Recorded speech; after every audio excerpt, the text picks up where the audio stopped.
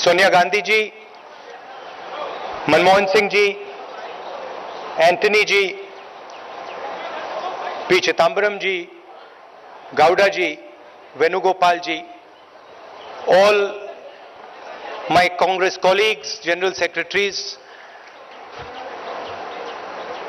brothers and sisters, friends from the media, I'd like to welcome all of you here today. We are releasing this manifesto, and it is a massive step for the Congress party. When we started this process about a year back,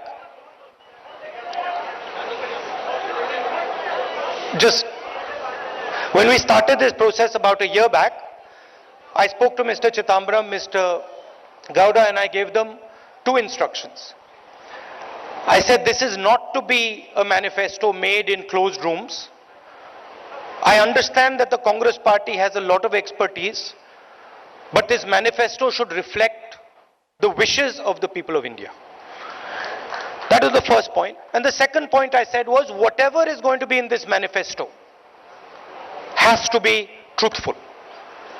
I do not want a single thing in this manifesto that is a lie, because we have been hearing large numbers of lies spoken every day by our Prime Minister. So I'm happy to say that after over a year of work, they have delivered on both those promises. They have delivered the voice of the people, and I know that because the moment we speak about things that are in the manifesto, there is an immediate resonance from the people. तो जब हम इसके बारे में बोलते हैं, जब हम न्याय के बारे में बोलते हैं, जनता से एक रिस्पांस मिलता है. तो ये काफी अच्छी तरीके से हमारी मैनिफेस्टो कमेटी ने काम किया है. तो मैं चिदम्बरम जी का, गाउडा जी का और हमारी बाकी टीम का धन्यवाद करना चाहता हूं. मनमोहन सिंह जी ने अपनी एक्सपर्टीज दी, मैनिफेस्टो को एसेस किया, वेट किया. एंटनी जी ने अपना एक्सपीरियंस दिया, तो उनका भी मैं धन्यवाद करना चाहता हूं. और सोनिया जी ने भी अपने विचार मैनिफेस्टो पे हमें दिए, तो सबका मैं धन्यवाद करना चाहता हूं. देखिए, मैनिफेस्टो में 5 बड़े आइडिया हैं. हमारा हार्ट का सिंबल है और 5 हमारे मेन थीम्स हैं. सबसे पहला थीम न्याय का थीम. प्रधानमंत्री ने कहा कि 15 लाख रुपए हर बैंक अकाउंट में डालेंगे, और वो झूठ था. पूरा देश जानता है कि वो झूठ था. हमने उनकी बात पकड़ी और मैंने मैनिफेस्टो कमेटी से पूछा और कहा कि सच्चाई निकाल के हमें दीजिए. हिंदुस्तान के गरीब लोगों के बैंक अकाउंट में सचमुच हिंदुस्तान की सरकार कितना पैसा डाल सकती है. और एक नंबर दिया उन्होंने मुझे, 72,000 रुपए हर साल. गरीबी पर वार 72,000. और यह कांग्रेस पार्टी की पहली गारंटी है कि हिंदुस्तान के 20% सबसे गरीब परिवारों को हर महीने उनके बैंक अकाउंट में कांग्रेस पार्टी की सरकार डायरेक्ट पैसा डालेगी. एक साल में 72,000, 5 साल में 3,60,000. इससे 2 काम होंगे. पहला काम, गरीबों के जेब में पैसा जाएगा, किसानों के जेब में डायरेक्ट पैसा जाएगा पहली बार. और दूसरा काम, जो नरेंद्र मोदी जी ने नोटबंदी करके, जीएसटी करके हिंदुस्तान की अर्थव्यवस्था की धज्जियां उड़ा दी हैं, जैम कर दी पूरी अर्थव्यवस्था को, वो अर्थव्यवस्था एक बार फिर जंप स्टार्ट होकर चालू हो जाएगी. तो ये हमारा पहला कदम, न्याय का कदम.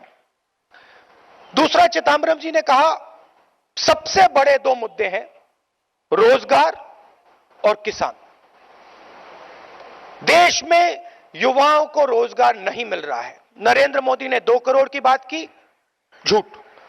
मैंने इस मामले में भी मैनिफेस्टो कमेटी से कहा, मुझे आप सच्चाई बताइए. सच्चाई क्या है? 2 करोड़ नहीं किए जा सकते तो आप मुझे बताइए सच्चाई क्या है? मैं सच्चाई बोलना चाहता हूं और सच्चाई बड़ी क्लियर है। 22 लाख सरकारी रोजगार खाली पड़े हैं, उनको कांग्रेस पार्टी मार्च 2020 तक भर के दे देगी। 10 लाख युवाओं को ग्राम पंचायतों में रोजगार दिया जा सकता है।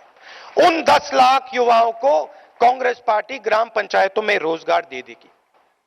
एंटरप्रेन्योर्स के लिए आज अगर आप एंटरप्रेन्योरशिप करना चाहते हैं, मेक इन इंडिया की दुनिया में आप बिजनेस खोलना चाहते हैं, अलग अलग डिपार्टमेंट से आपको परमिशन लेनी पड़ती है, रिश्वत देनी पड़ती है। हमने एक बहुत इनोवेटिव आइडिया निकाला है। 3 साल के लिए हिंदुस्तान के युवाओं को बिजनेस खोलने के लिए कोई परमिशन की जरूरत नहीं, किसी से कोई परमिशन लेने की जरूरत नहीं। आप जाइए, एकदम बिजनेस खोलिए, जो बिजनेस आप करना चाहते हैं करिए, हिंदुस्तान को रोजगार दिलवाइए। आप हिंदुस्तान को रोजगार दिलवाएंगे, हम आपकी मदद करेंगे, बैंक के दरवाजे आपके लिए खोलेंगे। 3 साल के लिए कोई परमिशन की जरूरत नहीं। प्रधानमंत्री ने मनरेगा के बारे में बोला, बोगस स्कीम है, बेकार स्कीम है, मजाक उड़ाया।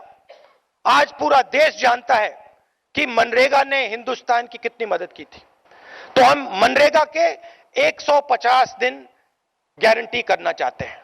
100 से अब हम 150 दिन गारंटी करना चाहते हैं।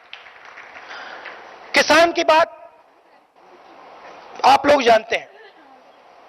मध्य प्रदेश, छत्तीसगढ़, राजस्थान, पंजाब, कर्नाटक में कांग्रेस पार्टी ने कर्जा माफ किया। 10 दिन के अंदर कहा था हम 10 दिन में कर देंगे, 2 दिन के अंदर कर दिया।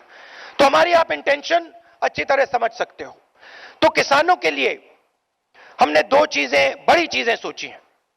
एक कि एक सेपरेट किसान बजट होना चाहिए, जैसे रेलवे बजट होता था, किसानों का एक सेपरेट बजट होना चाहिए। हिंदुस्तान के किसान को मालूम होना चाहिए कि उसको कितना पैसा दिया जा रहा है, उसकी एमएसपी कितनी बढ़ाई जाएगी, सब उसके सामने होना चाहिए। दूध का दूध, पानी का पानी होना चाहिए।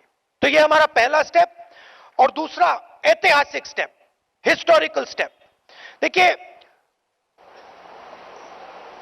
करोड़पति बैंक लोन लेते हैं। आपने देखा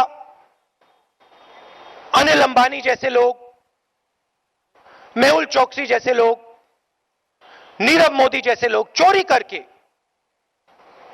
बैंक का पैसा लेकर भाग जाते हैं।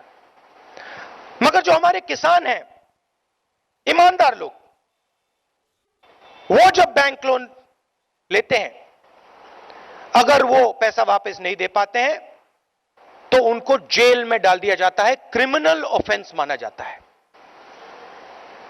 हमने निर्णय लिया है कि उसको अब हम क्रिमिनल ऑफेंस ना माने। अगर किसान कर्जा ना दे पाए तो वो क्रिमिनल ऑफेंस ना हो, वो सिविल ऑफेंस हो।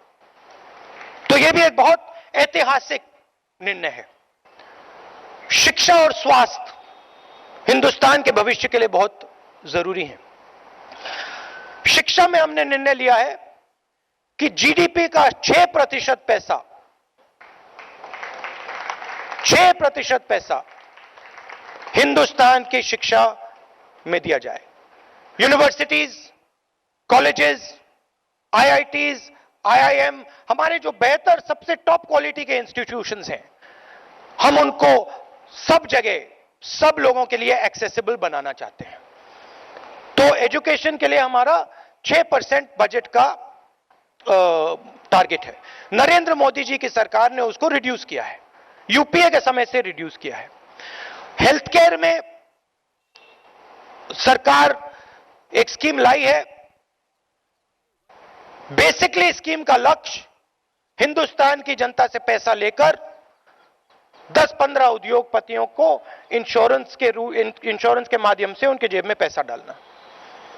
तो हम insurance, private insurance based health care पर भरोसा नहीं करते हैं। हम सरकारी अस्पतालों को, सरकारी पब्लिक हेल्थ को मजबूत करने का काम करेंगे। और हमारा फोकस होगा कि गरीब से गरीब व्यक्ति को हाई क्वालिटी अस्पताल की एक्सेस हो, हाई क्वालिटी इलाज की एक्सेस हो। तो ये हमारे 5 फोकस एरियाज होंगे। नेशनल सिक्योरिटी और इंटरनल सिक्योरिटी की आप जानते हैं, कांग्रेस पार्टी का आपको रिकॉर्ड मालूम है। पिछले 5 सालों में बीजेपी की सरकार ने देश को बांटने का काम किया है, नफरत फैलाने का काम किया है, और उनका रिकॉर्ड आपको दिख रहा है। जम्मू कश्मीर में उनका रिकॉर्ड आपको दिख रहा है। आतंकवाद के जो कैजुअलिटीज हैं वो बढ़ती जा रही हैं। तो हम कांग्रेस पार्टी देश को जोड़ने का काम करेगी, देश को एक साथ लाने का काम करेगी, और जो हमारा नेशनल और इंटरनल सिक्योरिटी है उस पे हमारा जबरदस्त फोकस होगा। आप सबका बहुत बहुत धन्यवाद। Thank you. जय हिंद।